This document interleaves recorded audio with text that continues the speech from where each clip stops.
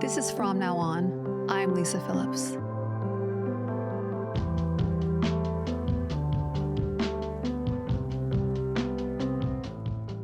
Just a heads up. This episode contains discussions of narcissistic abuse and coercive control. Some may find it upsetting, and we encourage you to take care of yourself. Welcome to From Now On, a safe space where we like to uncover truths, challenge perspectives, and empower women to recognize their worth and reclaim their lives. In this episode, we're diving into a crazy-making subject that is as devastating as it is important: narcissistic abuse. Narcissistic abuse is an insidious and manipulative form of psychological control inflicted by someone with narcissistic tendencies. According to research, nearly 1 in 10 women will experience some form of narcissistic abuse in their lifetime. That's a lot. This abuse is often subtle, taking the form of gaslighting, emotional invalidation, financial control, or social isolation. It's not always loud and violent. Sometimes it's the silent erosion of your self-esteem, the constant doubt about your own reality, and the manipulation that makes you feel like you're the problem. Studies show that women who endure narcissistic abuse often face long-term consequences: heightened anxiety, depression, post-traumatic stress, and difficulty forming trusting relationships. But what's most heartbreaking is the way these experiences convince survivors to doubt their own strength and intuition. But hear this loud and clear: it's not your fault, and you're not alone. So let's recognize the patterns. The hallmark of narcissistic abuse is a cycle of idealization, devaluation, and discard. At first, the abuser showers you with affection, praise, and attention, the love bombing stage. Then they begin to chip away at your confidence, criticizing, blaming, and manipulating. Finally, they may discard you altogether, leaving you feeling unworthy and broken. The cycle can repeat over and over and over again, trapping victims in a confusing maze of hope and despair. So how do we break free? Vanessa Reiser's book, Narcissistic Abuse, offers critical insights and practical advice for women navigating this horrible, horrible experience. Let's delve into some of the empowering strategies that she shares. Vanessa emphasizes the importance of recognizing narcissistic abuse for what it is, naming the behavior. Gaslighting, love bombing, triangulation is the first step to breaking its hold. Knowledge is power, and understanding these tactics allow you to see through the manipulation. The second one is reclaim your narrative. Narcissists are experts at rewriting reality, but Vanessa reminds us that the only narrative that matters is to reconnect with your truth and validate your experiences. The third one is set boundaries and enforce them. Boundaries are your armor. Whether it's limiting contact, going no contact, or seeking legal protections, boundaries are essential for reclaiming your power. And the fourth is build a support system. Narcissistic abuse thrives in isolation, so surround yourself with people who lift you up. Vanessa encourages survivors to seek out support groups, therapists, and trusted friends who can provide the empathy and validation that you deserve. I know for me personally, this was the hardest one. The narcissist is often so charming, your family and friends can't see past it to support you. And that's why number 5 is so important. Prioritize self-healing. Healing from narcissistic abuse is not a sprint, it's a marathon. Practice radical self-care. From meditation to mindfulness to creative outlets, physical exercise that you enjoy, reclaiming your self-worth is the most empowering thing you can do. And if you're listening to this and you feel trapped, I want you to know that there is a way out. The journey may feel daunting, but every small step you take, recognizing the abuse, seeking support, setting a boundary, is a step toward freedom, and freedom is your birthright. You are not defined by the cruelty of someone else's actions. You are defined by your resilience, your courage, and your ability to rise. Remember, you are not broken. You are healing. You are not weak. You are strong beyond measure, beyond what you even know. And let's leave today with this powerful affirmation. I deserve love. I deserve respect. And I deserve peace. I will not settle for less than I deserve, and I will stand firm in my truth. Thank you for tuning in. Share this episode with someone who might need to hear it. And let's continue to build a world where every woman knows her worth and refuses to let anyone diminish it. And stay strong and stay empowered. And remember, you are not alone. Today's guest is a therapist specializing in narcissistic and cult abuse. She is also an Ironman competitor, marathoner, and a survivor. She is the author of Narcissistic Abuse, a therapist's guide to identifying, escaping, and healing from toxic and manipulative people. I am grateful today to welcome Vanessa Reiser to From Now On. Welcome, Vanessa. Hi, thank you for having me. I am so excited to have you today. Thank you so much. Talk about your new book that you just published, Narcissistic Abuse, a therapist's guide to identifying, escaping, and healing from toxic and manipulative people. It's what everybody's talking about these days, narcissism. Congratulations. Thank you. Thank you so much. Mm-hmm. Can you share why you decided to write this book? Sure. I decided to write the book because I noticed with my many clients, they were experiencing narcissistic abuse, and it was also paralleling the experience of somebody who extricates themselves from a cult. So the book was designed to fuse the concepts of narcissistic abuse and cult abuse. So nowadays there's all this like therapy talk, right? That's recently integrated into our pop culture. So hearing people call another person a narcissist is pretty common. Do you think it's helpful that therapy talk has entered our common language, or is it distracting us from understanding the true definition of a narcissist? I actually am in the camp of I like the use of this clinical term. Okay. I think it has a power that comes with it. It feels like when my clients come to me, if they come to me and say, what have I been experiencing? It would be likened, or it could be likened to somebody going to the hospital and the physician saying, well, you're sick. People want to know, what do I have? Give me the language. I need the vernacular that describes all of the characteristics, all of the many characteristics. You know, there's a long sort of recipe of things that go into this. And so I quite like the label. I like for them to understand and give it a name. And they seem to find validation in the language. And so some people are using words like coercive control, which is totally accurate. Domestic violence, which is totally accurate, but I like the clinical word. I feel like it kind of gives a little bit of a wallop to it. And yes, I understand people do misuse it. I also think that there are far more people that have this personality disorder than people maybe have ever realized. Especially lately. Yeah, so I think that this is actually an important and impactful word. Well, it's the reason why we hear people saying it a lot. It's because there are a lot more narcissists out there with social media. Yeah, I think so. I think people do misuse it. I think we can all be kind of narcissistic. For instance, like if you're having a bad day or you're tired or hungry, you need a Snickers bar, you might act like a jerk. You know, or if you're PMSing, here come the little horns and you're just like, I'm not in a good mood. Right, that's been around forever. Yeah, but I think the overuse of it and the misunderstanding of it is starting to wane. People are really like maybe, developing an understanding of the pervasiveness of this. This is somebody's baseline. If they have a disordered personality, this is how they always behave. What they tend to do actually is the reverse, which is pretend to not be that, right? So where we have a neurotypical brain, we'll act normal and then have a bad day. This is like they're basically this person, and then the reverse is when they reveal and the mask slips and they reveal who they really are. Right. But toxic relationships are glorified in our culture. A lot of TV shows, films, music, and 24-hour news cycle all feed and profit off of toxic relationships. Why do you think that is? I think people need the sensationalized, kind of pop culture thing because they're maybe bored. Maybe they want to feel their life isn't so bad. unfortunately, it's human nature to just be like, okay, I'm not that bad. This is going on over there. So how Mhm. bad can my stuff be?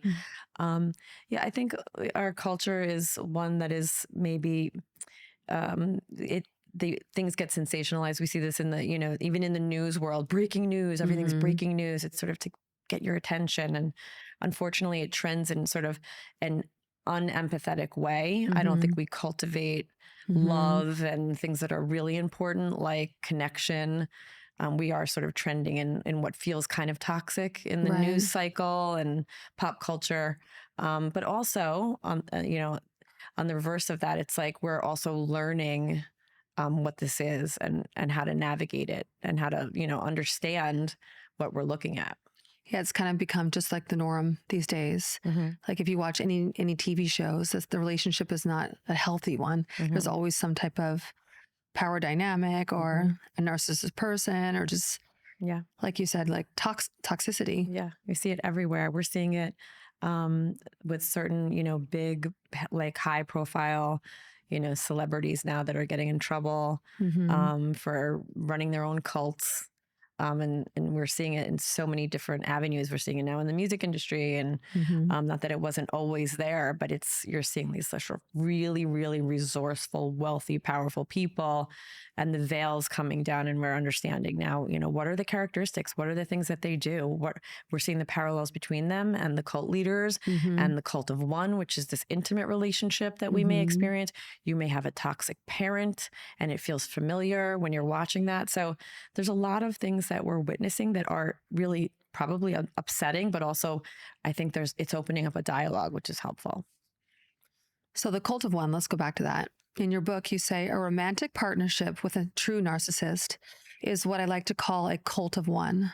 Can you explain a little bit more what that is? Sure. So the characteristics of a cult leader include the love bombing, the manipulation, the controlling, the isolation, um, the withholding, the smear campaign. And that was the whole reason I wrote the book, was when I really understood. It was like a light bulb went on over my head. I was like, this is real. So every cult leader is a narcissist, a sociopath, or a psychopath. Hard Oh, stop. yeah. So when you're dealing with a cult of one, the situation is exactly the same. There is no difference whatsoever. Interesting. I never thought of it like that. Yeah. I mean, we have cults out there, but you don't really think of it as you're in a relationship and the person that you're in a relationship with is like the cult leader. Yeah. It happens in family systems. I see it Mhm. all the time where there's a hierarchy, and whoever is at the helm of that does the same things, keeps their children from being exposed to outside information, Mhm. grooms them, Mhm. isolates them, gets very triggered when the child has autonomy, goes to college, Mm. and has their own passions. And so it is the exact same thing. It basically comes down to mind control. Mhm. And so, yeah, if you're in an intimate relationship with a narcissist, you are in a cult. Mhm. Oh, that's scary. So a couple of headings in your book stood out to me. Cult abuse is domestic violence, and domestic violence is narcissistic abuse. Why is it important to make those distinctions? I think all domestic violence is narcissistic abuse. Okay. All domestic violence is narcissistic abuse. Mm-hmm. Every single one of my clients that comes to me that is physically assaulted tells me that the psychological abuse is far worse. Mm-hmm. It is a trauma. People are living with high levels of cortisol, Right. and so they are becoming sick, autoimmune diseases, and it's like death by 1,000 cuts. It's very different than the acute trauma. Somebody could punch you in the face.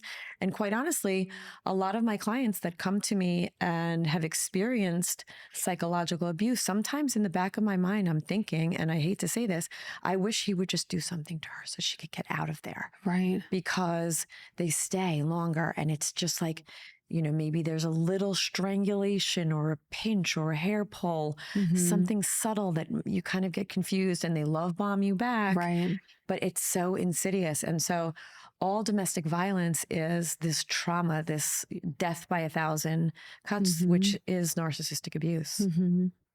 Yeah, and there's so many different levels of it. That's right. Right.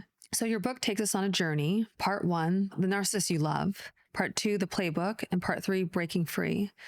It's really comprehensive. Today, I want to touch on each part of your book. So, Part 1, you give such a comprehensive overview of narcissistic personality disorder.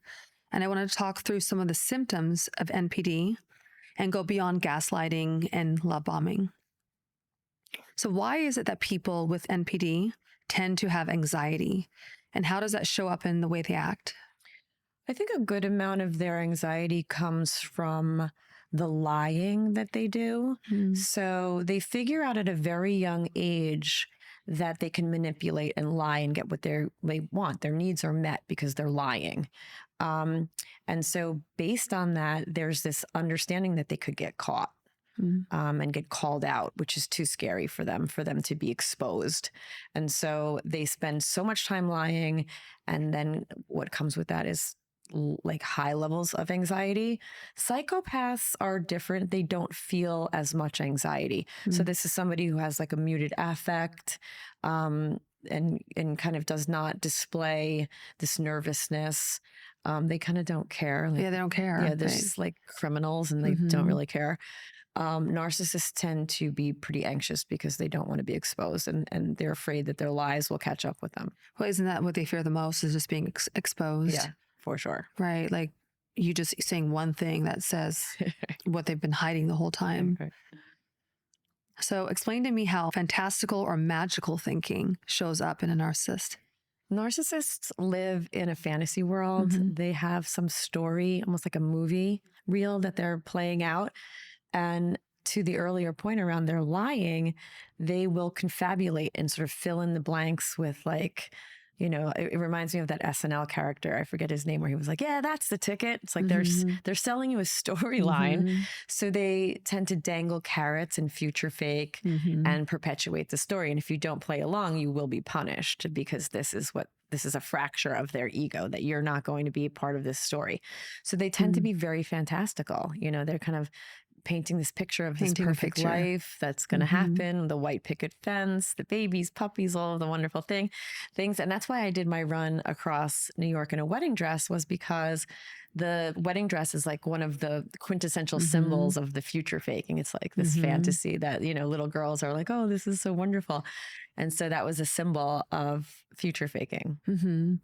I hear a lot of women saying that when the guy's future faking, it's always about the wedding. Like, or I can see you as my wife one day, or it's always something like painting the picture of the life they would have together, but it's usually about marriage. Yeah. Even though it usually doesn't happen. They exploit that. Yeah, they exploit it a lot. And I could think about narcissists that I know. It was always this future faking of, let's go look at mansions, you know, and pick out our house. You know, they were never planning on buying. Yeah. It's really if like clickbait were a person. Yeah, because they know it works. Yeah, and it does work. Because then you start thinking, oh yeah, I could see us living here together. You know, I can imagine us getting married and having kids. And so you may not always think it's like with that person, but it is kind of like what you always want, is like this happy ever after, right? Yeah. And it really does work. I mean, they kind of show you truths. They pepper truths throughout. So it's like a broken clock is right twice a day. So they will put in there, things will happen. They'll do things. No, they will definitely do things. They'll provide some things until you'll say, okay, they're real. This is a real thing. They're definitely committed. A narcissist will literally donate a kidney to you on a Tuesday and discard you on a Wednesday. Right. They are playing a game, and it's hardcore, and it's very advanced, and it's very manipulative. So they will definitely convince you of something and then pull the rug out from under you. Take that kidney back. Yeah. So what was that running about with the wedding dress, that experience? Oh, that was so transformative. I called one of my ultra Ironman friends, Bob, and I was like, do you think I can run across the state of New York in a wedding dress to raise awareness for narcissistic abuse? And he was like, fuck yeah. Yeah. So I did. And it was incredibly healing and wonderful for me. And it was also, I think, inspirational for the zillions, I feel like, of like victims that are suffering in silence. So I think people were sort of like, go, Vanessa, go, Yeah. because they are dealing with the family court system, Right. or other ways that they are being, sort of silenced. And I think they were feeling like this was like a voice for them. And so it was so duplicitous. I really felt it was healing for me. And I think it was healing for others to see it. Wow. How far did you run? It was 285 miles in 11 days. And then we traversed. Oh, I love it. Yeah. And then we traversed New Jersey, Connecticut, and Massachusetts. I'm getting older, so if anybody wants to take the baton from me, of course, please do. But it's been an extremely validating and wonderful experience. Yeah, super empowering. Yes, love it. Yes. So let's go back.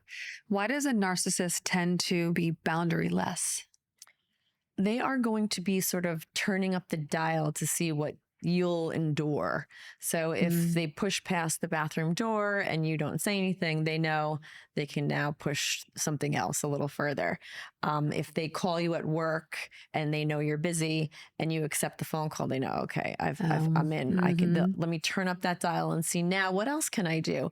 If I do a little strangling, will I then be able to do something else? Can I sort of turn up the dial?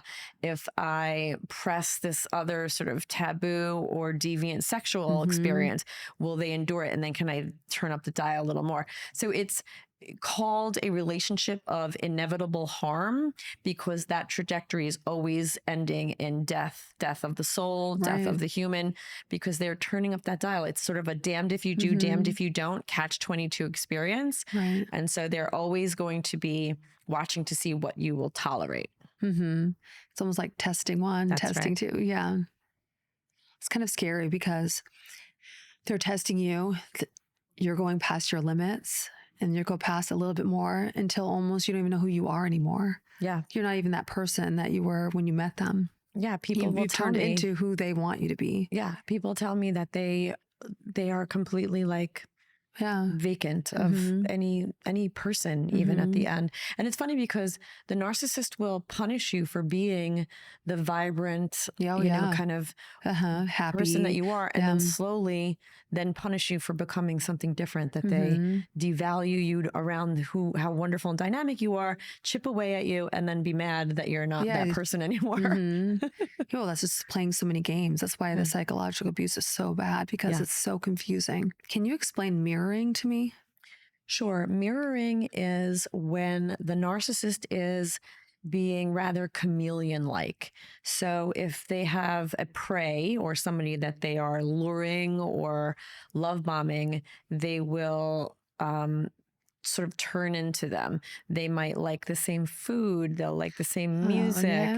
They'll all of a sudden be using words from your native language, or they will, make their phone a picture of something that they know you would really like. Wow, you have a picture of your, isn't that a coincidence? Wow, this is so simpatico. This must be fate. You are my soulmate. Look what's happening. We have all of these things. Like, I can't believe that you went to that college. So did I. Lie. Yeah. I can't believe that you love this food. So do I. Lie.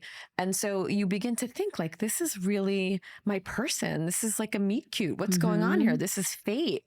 And so they mirror a lot of parts of you just so that that you feel like this is kind of some special meeting. Meanwhile, you were likely stalked. Yeah, and this is a major red flag. Yeah. Like, I just want everybody to know who's listening or watching, this is a major red flag, because I can think of dating been on many dates, and certain men will mirror me almost to like the guy who I started this podcast about. He would literally say, like, because I love Korean food and eat it all the time, and he would be like, I love Korean food, or I love hiking. And he would say, I love hiking. And then I found out like 6 months later, he never had Korean food. He never hiked in his life. So those are major. Like, in the beginning, a guy, he doesn't have to like the same food as you. He doesn't have to hike if you hike. He doesn't have to do the same thing. As a matter of fact, a green flag is somebody who has autonomy, who has their own passions, their own friends, their own life. Somebody who sort of becomes one with you. Red flag. Right, exactly. And it's like you can fall for that at any age, at any time. the mirroring is a huge thing. Yeah. So what is triangulation? Triangulation is when a narcissist will put two people against each other. So in an intimate relationship, this would be like two women or two men, or even if you are LGBTQ, whatever the scenario is, it's going to be that person against that person. So if you have a lover and you have an ex-lover, those people are going to be now fighting with each other for your attention. So they will create scenarios where, oh, my ex called me today and, said that you didn't drop the kids off, and all of a sudden they're fighting with each other. Another way that this shows up really severely is with the narcissistic parent. I was just thinking that. Yeah, they tend to triangulate their own children. With the siblings. Yep. Yeah. Yeah, no, I've experienced that before. Yeah. Yeah. And that's like when it hurts the most too, when you're doing that and with your kids. I think the narcissistic parent is the worst version of this because the children, if you think about it, have not developed an identity. So they are, kind of becoming an extension of that parent. They're getting groomed. Whereas if you or I get out of a relationship, we could just go back to the person we were, go find her again. Yeah, eventually. But when my clients come to me and they have a narcissistic parent, they have such an uphill climb because they have to develop an identity in the first place, which is like incredibly hard to do because they have this cognition. They're kind of thinking, would my parent approve of this? Right. And even if they're thinking, would my parent disapprove of this? The parent still has the power over their thoughts. And so we do a lot of work around developing an identity, and how fun and wonderful is that? I mean, it's like a clean slate. Like, let's just start over. Who are you? What do you like? What are you interested in? What makes you tick? But it's really hard because they, I think, have it the worst. They have a big hill to climb. Whereas intimate relationship, we kind of lick our wounds and pick up our pieces and go find that bitch again. You know what I mean? Oh yeah. And a lot of people, they go through that their whole life like that. Yeah. Still concerned about what mom will think. That's right. They can't even think for themselves. That's right. What will my mother think? Like, you're a grown man. Yeah, that's right. Can you explain the wound and soothe cycle? Yes. So the wound and soothe cycle is basically the cycle of abuse. And so that is going to look like this. In the beginning, it's a love bomb, a devalue, and then a discard. But the discard is not always a final discard until it is. But it generally looks like a makeup session, tension building, fallout. Makeup session, tension building, fallout. And the cycle repeats and repeats and repeats until you develop a trauma bond. And this is where, and people use this word incorrectly. They think they're having a shared trauma. That is not what a trauma bond is. A trauma bond is when you become addicted to the dopamine kick you get from the makeup session. So it's very sort of Pavlovian. It's like a positive reinforcer. Please just make it right again. I don't want to deal with this. It feels so good when it's okay. And so even just the removal of the love bomb can trigger people. Like, what did I do wrong? Is everything okay? And you're eager to get back into that space where it feels good. And so this trauma bond is very much like a drug addiction, and you can shake and have withdrawals from it. And most people experience a lot of trauma going through that repeatedly. So the wound and soothe is basically a simplification of the cycle of abuse, which does develop into the trauma bond. Right. Is that almost similar to Stockholm syndrome? It is. Oh, it is. Okay. Very much. It's basically synonymous. When I put in my book about Stockholm syndrome, I wrote about Stockholm syndrome feeling very much like this idea that you might die, being so kind of clear and cut, but really my clients do feel that way. And so you don't have to have a gun to your head to feel like you're going to die. And so it's very much the same. It's just, we don't really talk about it that way, but it's exactly the same. In my opinion, it's synonymous. Yes, I would think so. We had a guest on that was talking about Stockholm syndrome, and I was thinking, sounds like trauma bonding. It is. Yeah. Okay. Yeah, I've been there before. It doesn't feel good at all. No.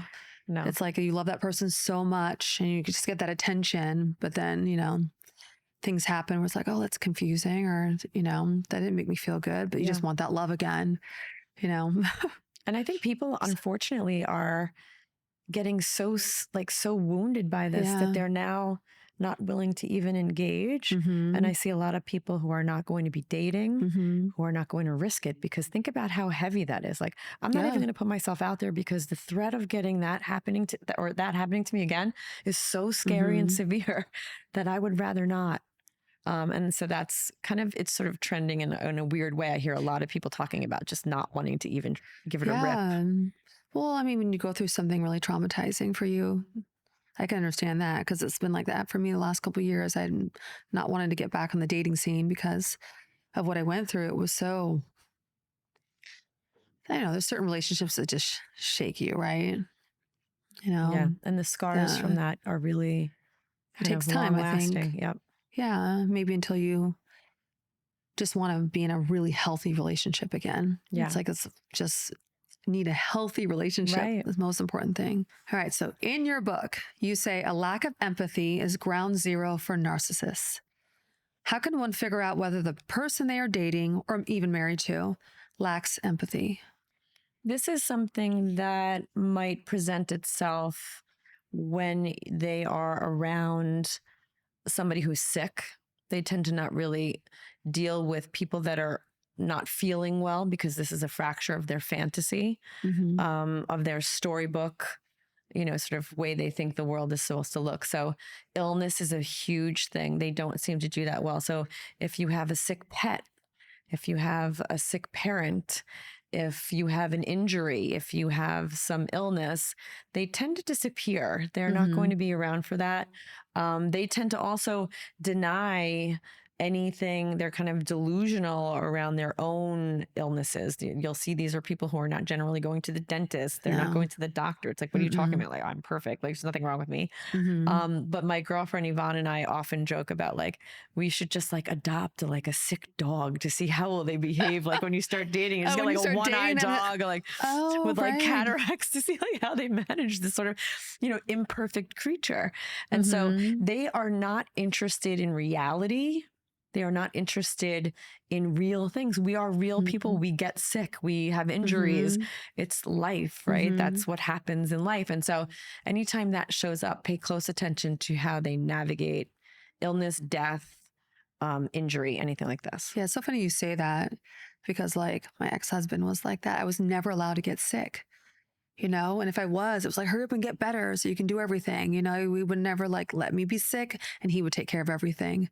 So it's funny you say that. Yeah, they're living in a delusional fantasy world, like a movie. And anytime you fracture that, it's a no. That's not real life. I'm getting like flashbacks. Oh, sorry. Because that was a weird thing I always thought was weird. I was never allowed to be sick. Yeah, empathy is basically what you need to find out. This is what you're seeking to find out in a potential partner. People, this idea of having no empathy, this is not okay. This basically, the idea of empathy too is that without empathy, we cease to exist, right? So mother has the baby, primary caregiver hears the baby cry. Well, don't cry, little baby. It's an innate thing. It's like a mammal. You're kind of like, and I never realized until I had my son, like, don't cry. Like, I have to fix this. What do you need food? Do you need a diaper? What's happening? That's empathy. Otherwise, what would happen? The baby would cry. You wouldn't give a shit. Baby would expire and we cease to exist. And so this idea that like empathy's uncool and it's cool to be a narcissist or who cares, be selfish. No. That's normal. It's like a natural thing that you just happen. You don't think about it. Without empathy, we are not here. So, anybody who you see is not empathetic, this is a slippery slope, and we need to sort of cultivate this more in our culture. It reminds me of like the Sesame Street days, when I was a kid, like share, be kind. We need to get back into that space a lot more. We are really kind of in this polarized environment right now where I think we have to get heavily into like love. Oh, for sure. It's so desperate right now. Yep. So needed. Yeah, but what about the one who's faking empathy, who's like, oh, I'll bring you over some chicken noodle soup? Yeah. This is hard because they can, they understand cognitively what empathy looks like, so they can do it. Yeah, let me fake it for a little while and see. Yeah. And so there's no easy answer here. That's why my girlfriend and I are always joking about, because we're trying to like almost like fake a cough. Do a test. Fake a cough. fake a seizure, whatever you have to do, figure it out. Well, it's also like canceling a date. Just do it on purpose. I always just cancel a date just to see how they react to it. Make a wrong left turn in the car, see how they behave. Yeah, and so a lot of times they get really upset if you cancel on them. Yeah. Or they'll be like, okay, sure, we'll reschedule. Pay very close attention. Think a lot more with this, a little bit less with this, unfortunately, when you're going to be managing. Yeah. Your sovereignty is too valuable. It's too risky. So yeah, in the beginning, right. Yeah, well, for those listening, you're saying think with your mind and not with your heart, in the beginning. In the beginning. So you're just like testing it out just a little bit. And that makes so much sense. Another thing, so you don't waste time. Right. Time is a precious commodity. Time is so precious. So many people are wasting precious years. So many clients come to me. Your good years. They waste their childbearing years. Childbearing years, on the wrong person. And the narcissist is like, haha. Yeah. They don't care. Gotcha. You're screwed. So can you explain the different phases in the narcissistic playbook? This is really interesting. So the first one is the luring phase. Luring is what most people would refer to as stalking. So with healthy stalking? No. This is when somebody is sort of setting their sights on their prey. Oh gosh. So the luring phase is kind of like this pre-contemplation phase of, who am I going to now target? Narcissists generally have a main supply or someone who gives them attention as their sort of main source. And then they have supplemental supplies. So there's usually a gaggle of characters on the periphery that they will kind of keep at bay. And oftentimes those characters are their own children. They're not necessarily love interests. They can be coworkers, siblings, friends even. But so they're usually kind of watching and sort of paying attention to who is going to be the next person that they're going to lure into this cult. Right. And these narcissists, they have to have that supply. All the time. It's like they can't function without it. Because I was in a relationship like that too, where like the guy literally had to, like he worked in a hospital and had to have like the nurses, like he was constantly in contact with, and like online with people, on Facebook talking to everybody, like constantly had to have these women around it, and like never ended. Well, the thing with that that's I think really important to understand is a lot of people think they're sex addicts. Yeah. They are not sex addicts per se, although sex addiction is actually defined as addiction to attention. Right. Okay. So it is that they are all addicts. Not all addicts are narcissists. Right. All narcissists are addicts because they are addicted to attention. Yeah. So what they get in those moments is validation and their own dopamine kick. Yeah. So they're constantly, and they also feel very excited about control. So when they see that it's working and this manipulation is working and I have control, like I must be important, that kind of feeds their ego. And so they are all addicts. Yeah, that's how I would describe him. He was addicted to just doing that over and over and over again, even just in front of me all the time. But I wouldn't say a sex addict with that one. They're all generally have other addictions. Right. So, like drinking. Porn, drinking, drugs, food, sex, shopping, gambling. I mean, they generally have addictions as well as just the addiction to attention. They generally have other addictions. Okay. That makes sense. And then they move on to the love bombing phase. Yeah. Love bombing, which is a big one. Oh yeah. That one is, long CVS style receipts of text messages. But so many men do the love bombing that when you're in a relationship with someone who doesn't do it, you're like, wait a second. Well, the cool thing to understand about love bombing is that love bombing only becomes love bombing when the devaluing enters. So if someone's just being kind to you and treating you well, this isn't love bombing. Love bombing is only in the rearview mirror in some ways because the devaluing starts and then you go, oh shit, that's what this is. Okay. So it's someone just being kind to you and generous so that's and the difference. wonderful. Yeah. It's only in the rearview mirror that we realize it because something happens. They do something, to play with you or confuse you or manipulate you. And then it kind of washes over you like, what the hell? And you're right. That element was always there. The devaluing with the love bombing. Yep. Always. That's what defines love bombing is actually the devaluing. That's important. Yeah, I think so. Because a lot of people toss that around, that they're love bombing me, but you have to understand there's also the devaluing. Which is clear. Because people ask me all the time, like, what if they're just being nice to me? Yeah. Then they are. Because some guys like to give a lot of gifts and like take you on trips. But if they start to do things where you're feeling confused or they remove it and the silent treatment shows up, or they're being passive aggressive and snarky and sarcastic and like being shitty, and you're going, well, what happened to the person you were just this, that. Yeah. And that's always really clear. Yeah. When they're doing that, when they're devaluing you, because that confusion sets in. And that confusion is like the worst part. Yeah. Yeah. All right. So then we move on to the mask slipping away. Yeah. So this is when they portray themselves in public to be different than what they are in private. When you start to see maybe they're being unkind to the waiter, you start to see versions of them. They might bark at you, shout at you, and sort of they begin to reveal themselves because they've noticed that as they turned up that dial and you began to tolerate it, they don't have to play this game anymore. They can reveal in small doses who they really are.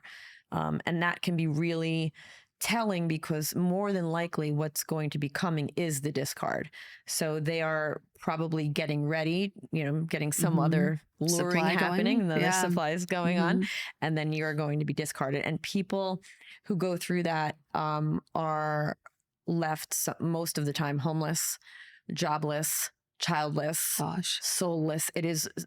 Discard, the final discard for a lot of my clients is very severe.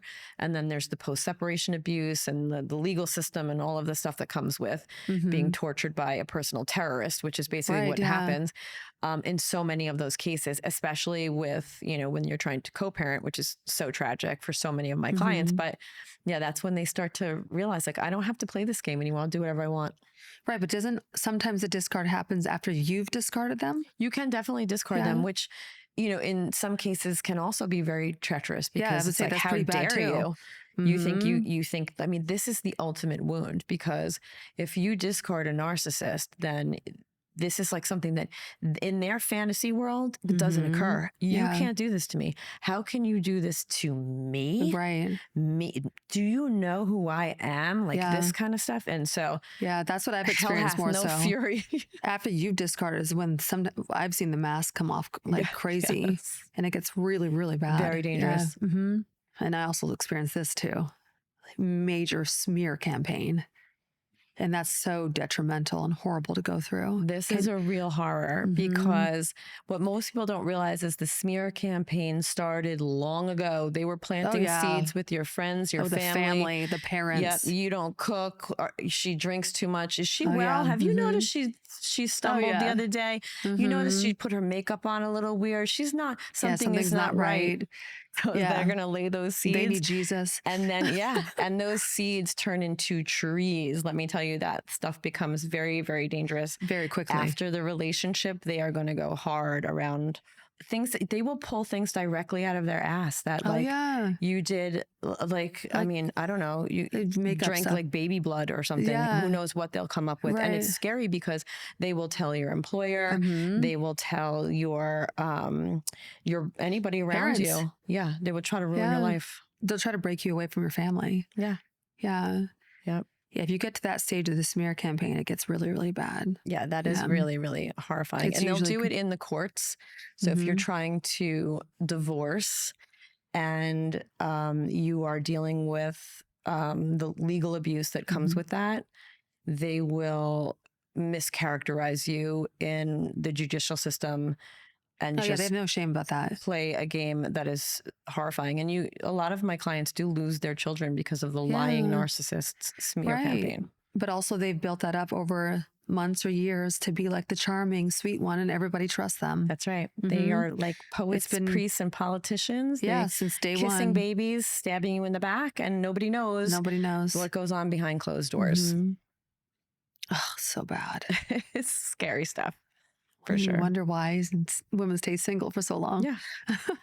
Yeah.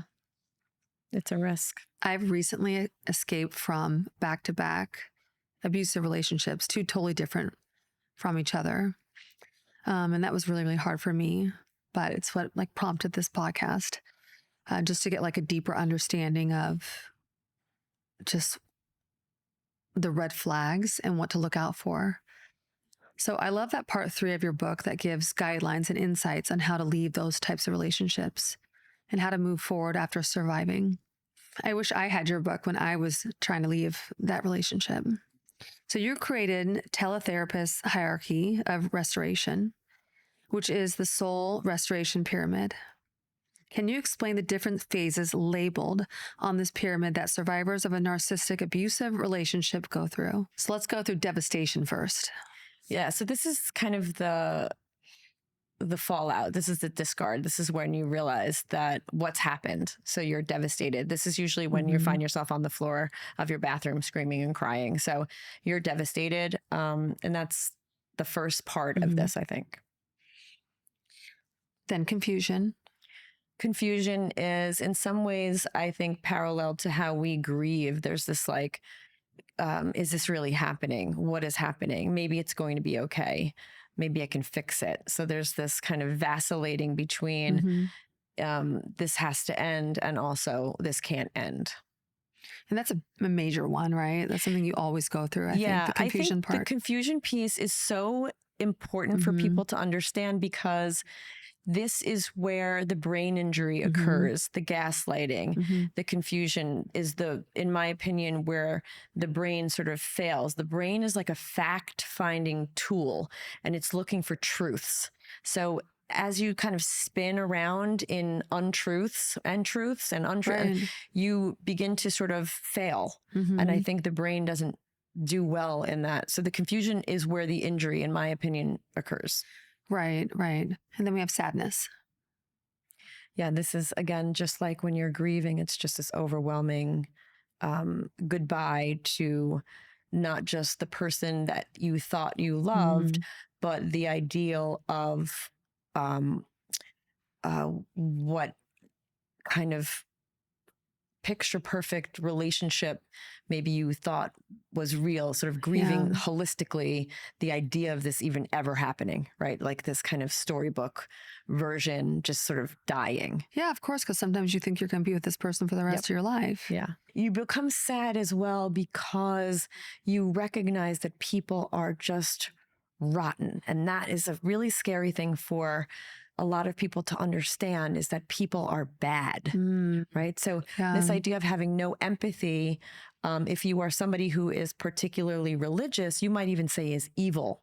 So I'm sort of science brained. I'm not really a religious person, but they're really the same sort of concept. This idea of no empathy, feels and looks evil because they don't care. And so the idea that people don't care, there's a sadness, not just for the relationship, but it's the idea that people don't care makes you sad. It feels very sad to imagine that the world is filled with people that don't care. Right. Yeah. That can hit you pretty hard. Yeah. And I know this too, because of sadness, particularly about what you're talking about, realizing, wow, someone pretended to care about you so much and you realize that they really don't give a shit about you. That's hard. I can relate to going through that sadness, but that quickly turned to anger. So tell us about that one, the next one. Anger is something that I think women specifically are sort of told not to do or be, or just forgive, and it's a selfish thing. I like to empower my clients to go through the anger, go get angry, because a lot of my clients never get there. And that's even worse. They sort of spin around the guilt and they blame themselves. And I don't subscribe to that. I don't think that that's fair.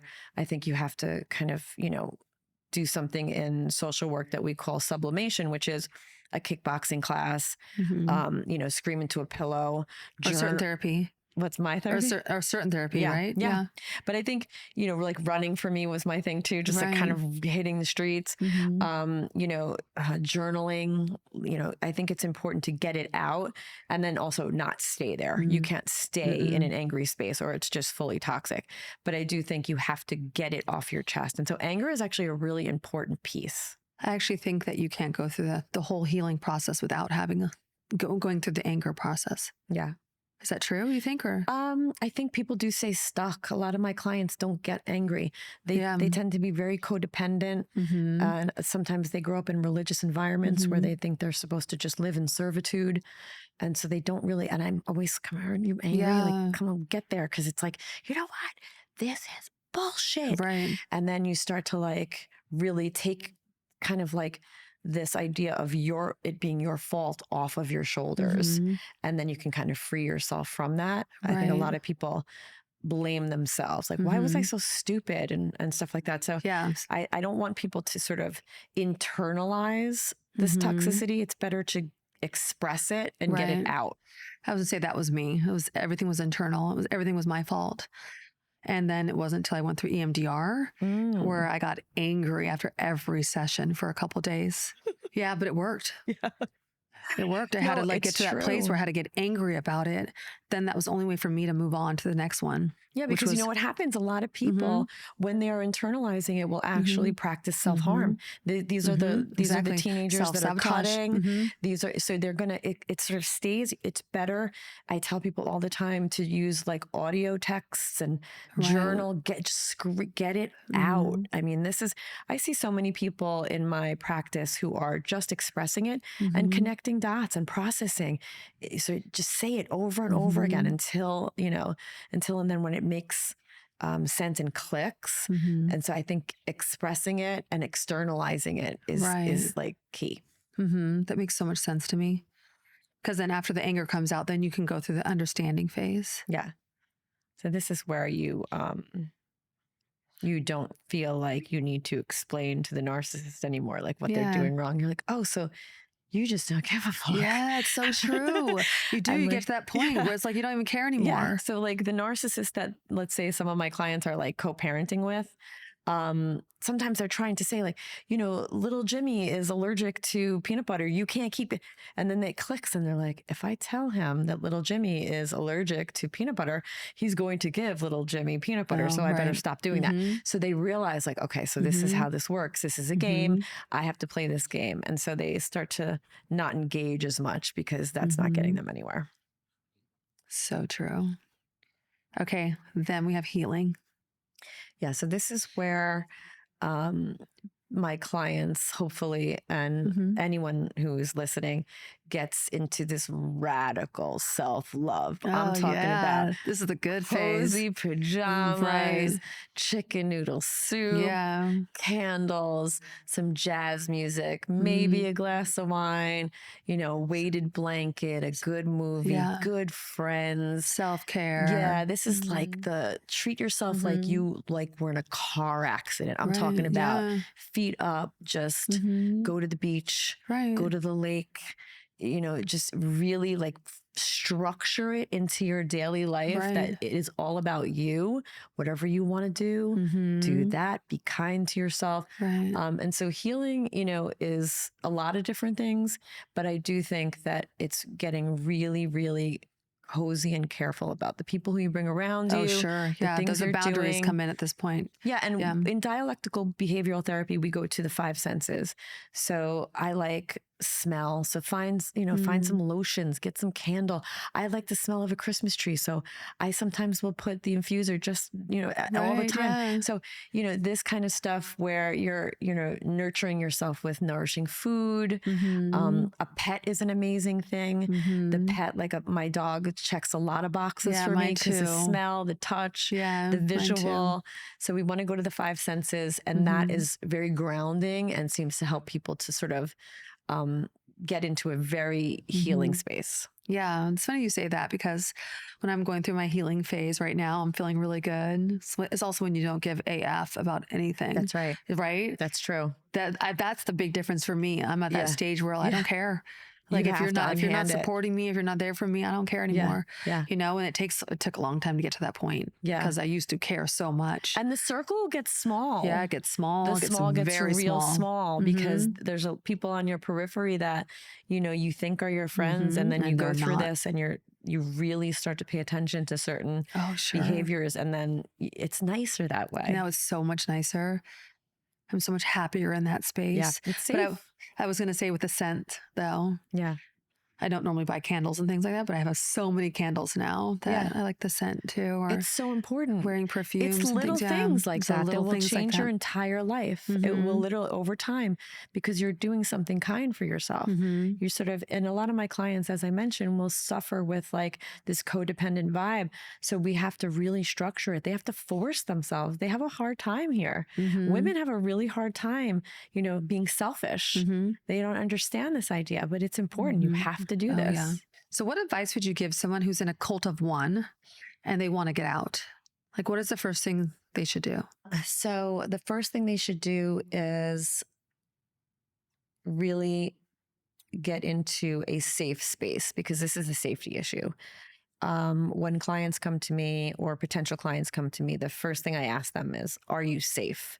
And so even though they may be physically safe, we have to get them financially. So this is hide your money, hide your precious belongings, hide your children's photographs, hide your grandmother's, you know, pendants, hide all of the things that are precious to you, maybe in a storage unit at a friend's house, at a parent's garage.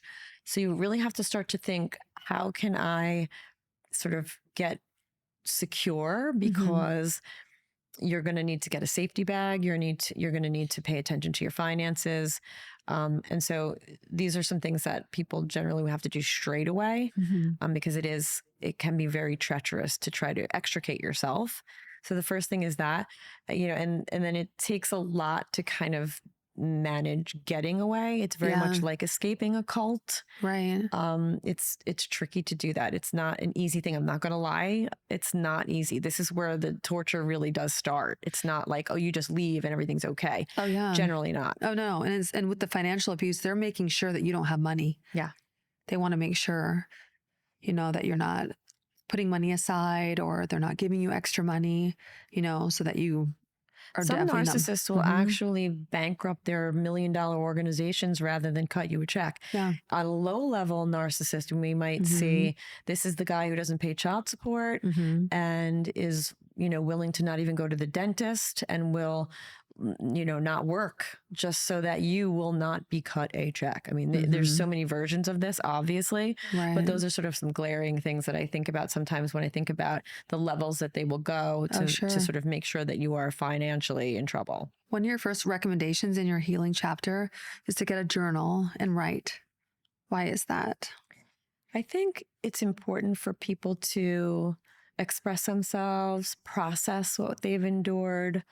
Also, it's important to journal in general, I think, because if you look back on your life and you have chronicled pieces of it, you will discover things about yourself. Also, moving forward in dating, you should be journaling, because then and only then will you also develop an understanding of the patterns. So I tell people who are starting to date now, write things down if they feel weird, because you might forget. And then, you know, it's kind of a slow burn. Over time, you're like, oh my God, if I remember this happened. So if you sort of chronicle things now, you can sort of pay attention to it later and say, okay, this was something that happened, and I saw this deflection or this projection too many times. So it's important to sort of pay attention to those things. Yeah. We forget. No, you forget, but it's so easy now. Like we say journaling, but I just think just taking out your phone and opening up the notes app and just making little notes That's exactly under his name. That's exactly what I do. Yeah, you know what I mean? Because you could do it in real time, or when you run to the bathroom or whatever it is. You can just write things down so you have it right there.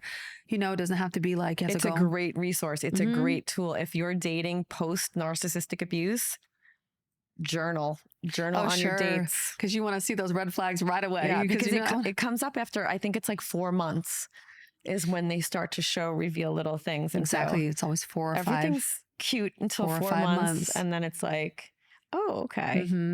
You know, so you want to watch for things, and some of the things, oh, they were passive aggressive. Yeah. Oh, okay. Bad communication style. Yeah, because you don't want to waste those 4 to 5, 6 months. Yeah. You know, you want to make sure that you're aware of things, because it always goes back to the very beginning. You know, when the mask comes off, you're like, oh, I saw that, like from the first date or the second date. And people make excuses. No, they make always, because he was charming, he was nice, he was good looking. One thing I appreciated that you discuss is rebuilding your support system. How should people go about that, especially after being isolated for so long? I think you have to unhand anybody who is in your abuser's periphery, unfortunately, and this can be very devastating. You may lose colleagues, you may lose beloved family members, you may lose lifelong friends, you may lose neighbors, you may lose all kinds of people. But it's really important to sort of move away from those environments, because that's where the confusion will live. And they will say things like, but that's your mother, or, but he seems so nice, or, but he does love you, or, and all of that is really confusing, especially if you are dealing with gaslighting and you are really confused. So this is something that is sort of goes hand in hand with no contact or low contact. You kind of really have to like almost like cut your arm off and run away from this environment so that you can save yourself. And so you may lose people. And then you want to find people that are validating, that are cheerleaders, that are listeners, because there's a lot of ruminating. You might repeat the same story, you know, like almost like a flashback, like a nightmare, like a PTSD sort of experience. So you're going to say these things over and over. And so you need somebody who's like, all right, I'm gonna be there. I'm gonna hold space for this in spite of having heard it 35 times. Yeah, exactly. Your true friends will be there for you. That's right. Yeah, and it's really easy to know who your support system is. Yeah. When you start really looking. Yeah. Even with social media, right? Yeah. People that are liking, commenting, supporting you. Yeah. They'll be there. I think it's a tribe. I think if the people around you have gone through it, then you're really safe. They will generally be like, I was in a cab in Florida once, and I was doing something for a client. The woman who was driving the cab or the Uber was talking to me and asked me why I was there. And I was explaining it. And she's like, oh, I went through it. And she starts telling me the story. And I'm like, all right, I'm safe in this car. Yeah, like it's a little bit of a tribe. So, you know, that's even an added bonus, as you get to sort of connect with others that have endured something similar. And then that feels a little safer too. Oh, yeah. Yeah, I love my survivor sisters. Such a wonderful community. Yeah. Yeah. Is self-love a narcissist kryptonite? Your autonomy is totally kryptonite. They are allergic to you and your inspirations and your financial freedom and your independence and you loving yourself and your hobbies and you having a career and you having friends, and they are completely allergic to your autonomy. So people ask me all the time, how do I keep them away from me? You cannot. They are all around you all the time. But if you stay true to yourself and they cannot groom you and shift you away from who you are, and you stay rooted there in your finances, in your career, in your hobbies, and your friends, they will move on. Yeah. And that's a good thing. Bye. I know. Bye-bye. Bye. You are immersed in helping others heal and move forward from narcissistic abuse. Where are you in your healing journey? I sometimes have bad days and sometimes they're wonderful.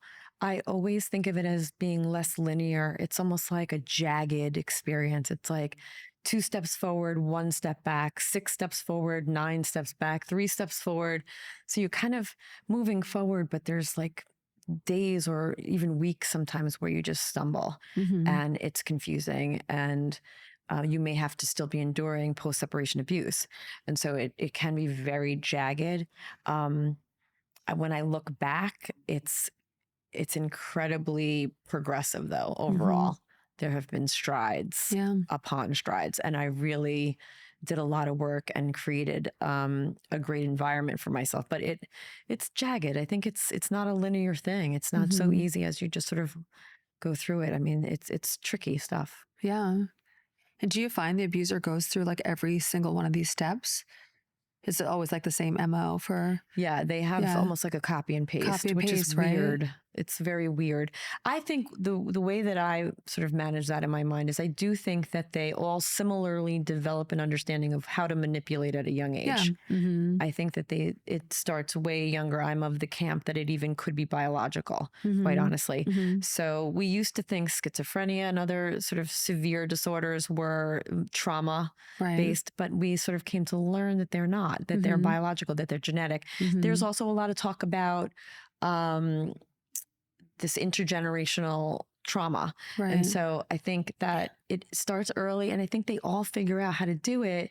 And so that's why it looks so similar in so many different cases, is that those things work. It's very Pavlovian. It's positive reinforcers. And that's why we see this in cults and we see it in these abusive relationships, is because it does work. Right. It's kind of an age-old thing. So I think they figure it out early, and we kind of figure it out late. Yeah. That's funny because I was watching the Army Hammer documentary. Did you see that? I did. Yeah. When he was saying his whole issue that he had, his father was like that and his grandfather was really bad. It's like there's a lineage. I see it with a lot of my clients. Yeah, there's a lineage. Yeah. Yeah. So it sort of and people are talking about that more now. Yeah. Yeah. Dr. Peter Salerno wrote this book on the nature of narcissism. And I'm sort of in that camp. I do believe that there's the possibility that is the strong biological component. Well, it makes sense. Yeah. Plus also what you grow up with, looking at, watching, feeling. The reason why I get confused around it sometimes is there is so much grooming. So in other words, the narcissistic parent does groom the golden child. And so that grooming is very much a nurture experience, less nature. But those things coupled together, forget it. It's hard to get out of that. Oh, for sure. When you hear the powerful statement, from now on, how would you end that sentence? I will sit in truth. Good. I like that. So precise. Well, the reason why I say that is I think that when you are outnumbered in a cult scenario, let's say you extricate yourself from a cult, you'll see there's so many people that are subscribing to this. So I must be the problem if everyone else believes this, but yet you could be the truth teller. You could be sitting in truth. They can say all kinds of things are true. Just because you're outnumbered doesn't mean they're sitting in truth. So you sit in that truth. You know the truth. You know what's gone on. You sit in that. That's all you need to do. Yeah. And sometimes you just have to be the only one that needs to know the truth. That's it. Like so many times you're trying to convince mom or kind of convince your brother, or trying to convince people. And it's like, you don't have to convince them. I mean, the narcissist has already convinced them. He's done a good job working on them for so long. Like sometimes it's just never going to happen. Yeah. So you just so you have to just say, you know what? I know what the truth is. Yeah. I know I'm innocent. That's it. Yeah. And having that self-talk is really important. So I like that, standing in your truth. Also, where can people find you? So my website is tellatherapist.net. Instagram is at Vanessa Reiser, LCSW. I have a nonprofit, tellatherapist.org, where we will refer you to a narcissistic abuse savvy therapist in your respective state. And all over social media. Yeah. You can find me anywhere. All over the place. I love that. This is such an important book. I learned so much. Now, I've been in a couple of narcissistic relationships, but I learned so much from this. Thank you. Yeah. I'm so glad. Yeah. And I'm sorry you went through what you had to go through. Yeah. Upon reflection, the book. upon reflection, there were various relationships that I had similar to what you're saying. And it was kind of, a really interesting experience to sort of go back and think, wow, this is what that was. But also like just knowing the tools to avoid it in the future. Yeah. Right? For sure. I mean, that's why we're here. Yeah. Yeah. All right. Well, thank you so much. This has been really interesting, and I learned so much, and I know our listeners did too. I'm so glad. This is From Now On. Thanks for joining me today. I'm Lisa Phillips. Until next time, stay informed, stay empowered, and remember, there is strength in speaking out. Special thanks to our amazing guest, Vanessa Reiser. Elizabeth Wyndham is our senior producer. Christopher Leon is the editor. Corey Wynn is our director of photography. And Jose Oriana is our studio producer. Our theme music is Many Worlds by Memory Theory. If you have any thoughts, questions, or stories about your own views on topics discussed on From Now On, email us at fromnowonpod@gmail.com. And please follow, rate, comment, and review on Apple Podcasts, Spotify, and YouTube. If today's conversation resonated with you and you are seeking more support in your own healing journey, if you or someone you know has been sexually assaulted, help is available. Call 800-656-HOPE. If you or someone you know is being trafficked, contact the National Human Trafficking Hotline. Text 233-733. That's Be Free. PAVE is a 501c3 nonprofit creating a world free from sexual violence and building communities to support survivors. To learn more, go to shatteringthesilence.org. Speak Out, Act, Reclaim, SOAR, is dedicated to providing a safe and empowering space for survivors of sex trafficking to reclaim their stories and stand up for themselves and each other. That's www.speakoutactreclaim.org.